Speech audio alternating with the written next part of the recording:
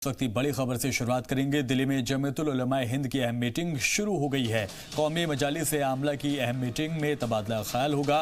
Mahmood Madani group के अहम लीडरान इस मीटिंग में शरीक होंगे। एनआरसी, अयोध्या समेत कई मामलों पर तबादला ख्याल किया जाएगा। सदर कारी उस्मान मंसूरपुरी, मौलाना महमूद मदनी, MP बदरुद्दीन अजमल इस मीटिंग में मौजूद रहेंगे। तो ये मीटिंग शुरू हो चुकी है जिसमें कई अहम इशूज को लेकर तबादला ख्याल किया जाएगा। दिल्ली में जमीयतुल उलमा हिंद की अहम मीटिंग शुरू हो गई है। कौमी मजालिस आमला की अहम मीटिंग में तबादला ख्याल किया जाएगा जिसमें महमूद मदनी ग्रुप के अहम लीडरान इसमें शरीक होंगे। एनआरसी समेत अयोध्या मामले पर भी कई मामलों पर तबादला ख्याल आज होने जा रहा है। इसके अलावा आपको ये भी बता दें कि सदर कारी उस्मान मंसूरपुरी, मौलाना महमूद मदनी, MP बदरुद्दीन अजमल इस मीटिंग में शिरकत कर रहे हैं और ये मीटिंग शुरू हो चुकी है। और आज खबर यही मिल रही थी कि आज एक अहम मीटिंग जो है जमीयतुल उलमा हिंद की होने वाली है, वही मीटिंग अब शुरू हो चुकी है। दिल्ली में ये मीटिंग हो रही है, बेहद अहम मीटिंग इसको कहा जा सकता है।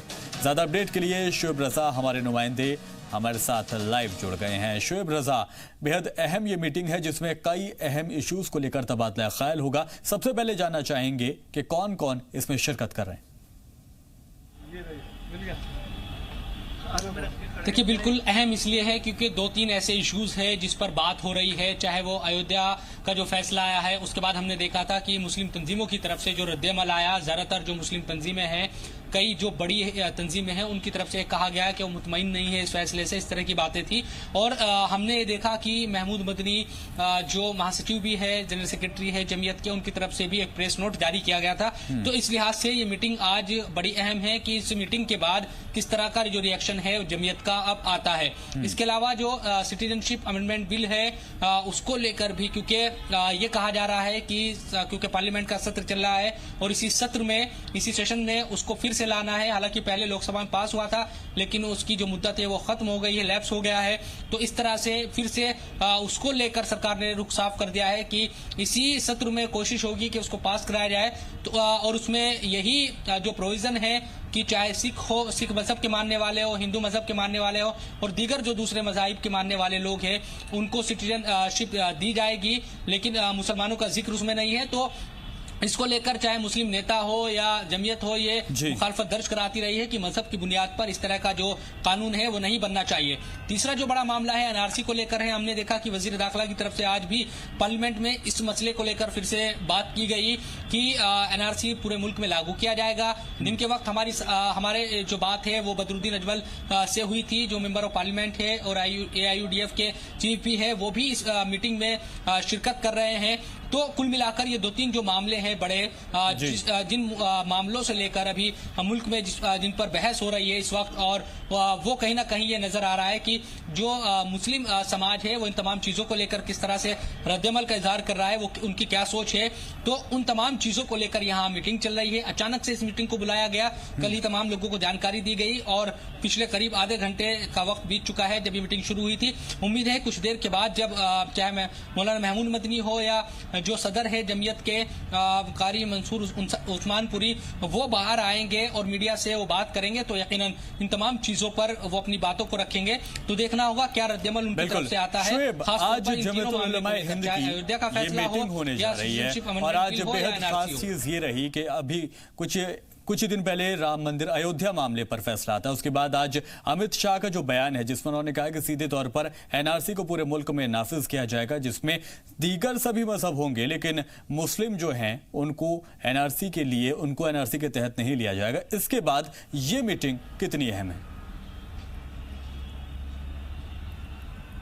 देखिए, जाहिर सी बात है कि जो सिटीजनशिप अमेंडमेंट बिल की जहां तक बात है उसको लेकर सरकार का जो रुख है वो साफ है और उसकी तरफ से कहा जा रहा है कि जो मुस्लिम ममालिक है आसपास के हिंदुस्तान के, चाहे अफगानिस्तान हो, पाकिस्तान हो या बांग्लादेश हो, वो तमाम जो मुल्क है वो इस्लाम की बुनियाद पर क्योंकि बने थे, पाकिस्तान भी या बांग्लादेश की बात करें तो इन तमाम चीजों को लेकर वो आरोप लगाते रहे हैं। लेकिन इस पूरे मसले पर हमने देखा है कि मुस्लिम जो सियासी जमातें हैं, मुस्लिम लीडरान, वो इस बात को कहते रहे हैं कि किसी भी लिहाज से मजहब को बुनियाद बनाकर आप किसी को नागरिकता या सिटीजनशिप नहीं दे सकते।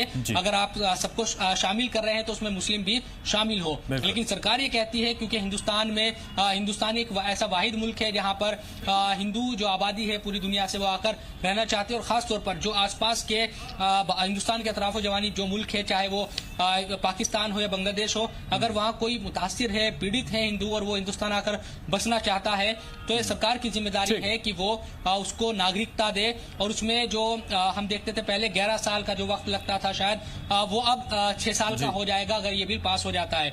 तो ये जो मुद्दत है, इसको लेकर भी कई लोग सवाल खड़े कर रहे हैं, अलग अलग तरह की बातें। तो इन तमाम चीजों को लेकर जमीयत की तरफ से क्या रद्देअमल आएगा और इस मीटिंग में किस तरह के फैसले लिए जाते हैं, ये भी देखना होगा। ठीक है, बहुत शुक्रिया शुएब इस तमाम जानकारी के लिए। तो जमीयतुल उलमा हिंद की मीटिंग हो रही है और उसमें कुछ अहम इश्यूज पर बातचीत होगी, तबादला ख्याल होगा। खबरों में आगे बढ़ेंगे। शेर मैसूर टीपू सुल्तान की आज यौम पैदाइश है। ये एक ऐसा नाम था जिसे सुनकर फिरंगियों के भी पसीने छूट जाया करते थे। रॉकेट के इजाद से लेकर कौमी यकजहती के लिए उनका नाम तारीख के सुनहरे अल्फाज में दर्ज किया गया है। एक रिपोर्ट आपको दिखाते हैं। मैसूर के राजा टीपू सुल्तान का आज यौम पैदाइश है, जिन्हें शेर मैसूर के नाम से भी जाना जाता था। टीपू सुल्तान का पूरा नाम फतेह अली टीपू था। टीपू सुल्तान सुल्तान हैदर अली के सबसे बड़े फर्जंद थे। हैदर अली ने अपने बेटे टीपू सुल्तान की तालीम पर ख़ास तवज्जो दी और फ़ौज व सियासी उमूर में नौउम्री में ही शामिल कर लिया। 17 साल की उम्र में ही टीपू सुल्तान को अहम सिफारती और फ़ौजी उमूर पर आज़ादाना इख्तियार दे दिया गया था। टीपू सुल्तान ने बरतानवी हुकूमत के खिलाफ एक मजबूत मज़ाहमत फराहम की।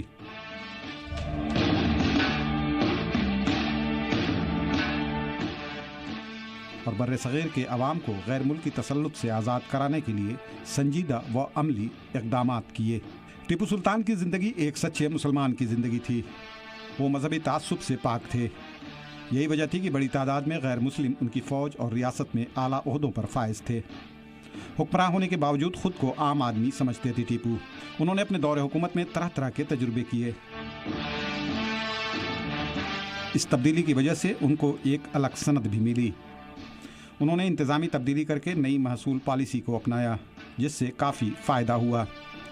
इसके साथ ही उन्होंने फ़ौज की जंगी सलाहियत में बेहतरीन इजाफा किया। उनको ही रॉकेट का मौजिद माना जाता है। अगर तारीख़ के पन्नों को पलटें तो हमें यह जानकारी मिलती है कि टीपू सुल्तान के वालिद हैदर अली के पास 50 से ज़्यादा रॉकेटमैन थे।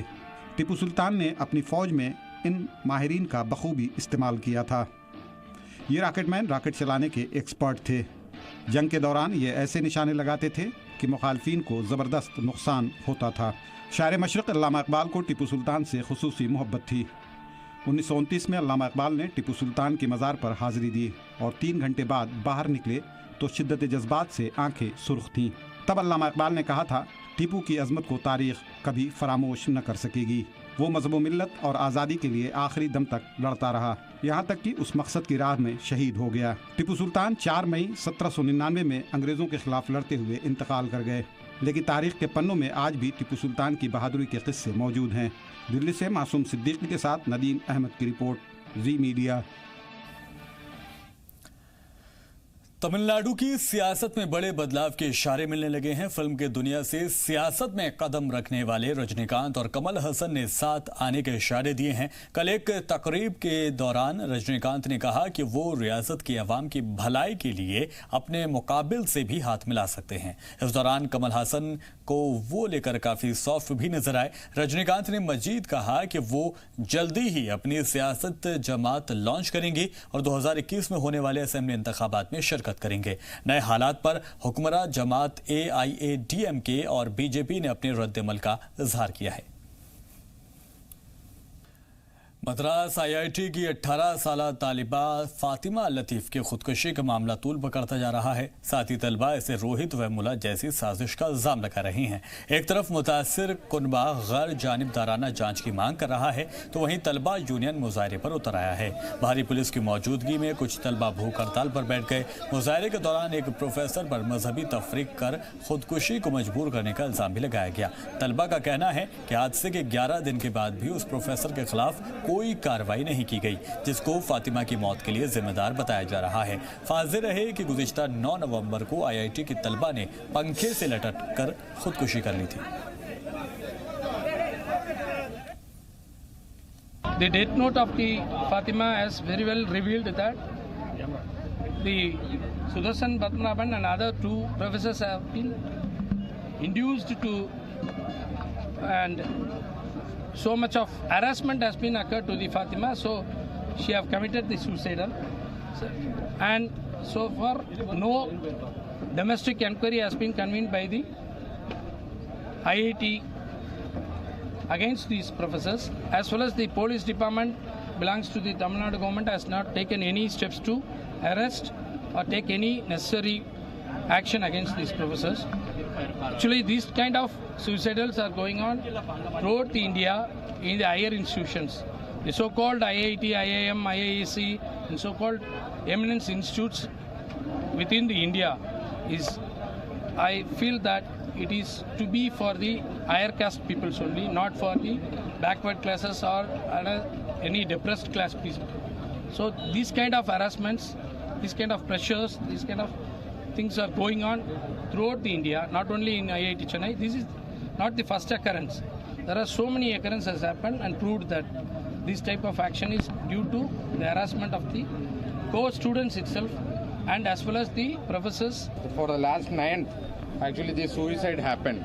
Today is 19th, but till now the government and also the police officials didn't issue a proper report about this suicide.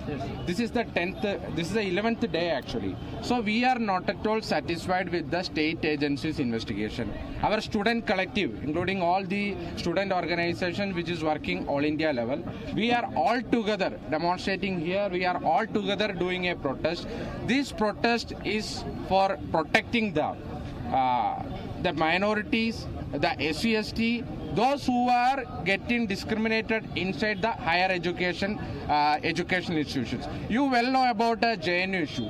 This is not a singular issue in IIT Chennai. This is happening all across India because it is due to the saffronization of the central government. RSS is trying to penetrate their agents inside the higher education sector. Telangana RTC का मसला लगातार खतरनाक शक्ल अख्तियार करता जा रहा है। रियासती हुकूमत से कड़े रुख से जहां खुदकुशी करने वाले मुलाजिमों की तादाद लगातार बढ़ रही है, तो वहीं हुकूमत इसका ताल्लुक आरटीसी से मानने को तैयार नहीं है। हुकूमत की गैर संजीदगी को देखते हुए हाईकोर्ट ने चंद्रशेखर राव हुकूमत को फटकार लगाई है। वहीं मुलाजिमों का कहना है कि वो किसी भी दबाव में झुकने वाले नहीं हैं। उन्होंने केसीआर हुकूमत पर तानाशाही का रवैया अख्तियार करने का इल्जाम भी लगाया। वाज़ेह रहे कि तकरीबन 1.5 महीने पहले हुकूमत ने सभी हड़ताली मुलाजिमों को सस्पेंड कर दिया, जिसके बाद मुलाजिम लगातार मुजाहरा कर रहे हैं। रियासती हुकूमत के सख्त रुख को देखते हुए अपोजिशन जमातें आरटीसी मुलाजिमों के हक में खड़ी नजर आ रही हैं। सबरीमाला मंदिर में कपाट खुलने के चौथे दिन पुडुचेरी से आई एक 12 साल बच्ची को दर्शन करने से रोक दिया गया। रियासती पुलिस के इस कदम का कर्नाटक बीजेपी ने इस्तकबाल किया है। हैरान करने वाली बात यह है कि पुलिस ने अदालती हिदायत को नकारने से भी गुरेज नहीं किया। भगवान अयप्पा मंदिर में दर्शन के लिए अपने वालिद के साथ आई 12 साल बच्ची की ख्वाहिश पूरी नहीं हो सकी। अहले खाना की लाख कोशिशों के बाद भी रियासती पुलिस पंबा गार्ड रूम से आगे दाखिल देने को तैयार ही नहीं हुई। इससे पहले पुलिस ने पीर को भी 10 से 50 साल की उम्र के बीच की 2 खातून को मंदिर जाने से रोक दिया था। हालांकि सुप्रीम कोर्ट ने मंदिर में सभी उम्र की खातून को मंदिर में जाने की इजाजत दे रखी है, जिसे लेकर पिछले साल भारी हंगामा भी हुआ था। हालांकि 1 साल बाद भी ये मामला 5 जजों की बेंच से 7 जजों की बेंच के हवाले कर दिया गया है।